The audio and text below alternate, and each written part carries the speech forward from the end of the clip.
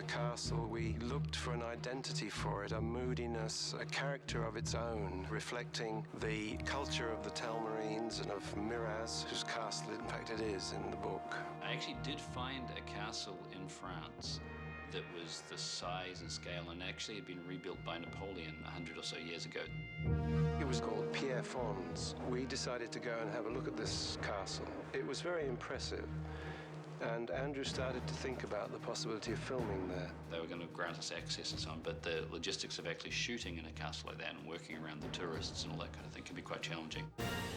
So we got to build basically Miraz's full courtyard, and it was 60 feet high, huge expanse. It was like walking onto a real castle. In the meantime, pre-visualization had started to plan the raid on the basis of that courtyard in France. So it made sense for us to give Andrew the same shape and the same size of courtyard, and then put in our own details that suit the action of the scene much more accurately.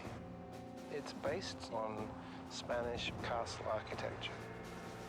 It's been built by 200 men in 15 weeks. We've had up to 200 people up here on this particular part. Plasterers, carpenters, riggers, scaffolding, and painters, of course. One of the advantages of working here in Prague at Barrandov Studios is the quality of some of the craft skills here. The sets are awesome and inspiring, but they're also incredibly detailed. It's a life-size castle courtyard, and when you fill it with Telmarine soldiers, who are basically burly stunt guys, and you're asked to fight them, even though you know what the routine is, it's fairly intimidating.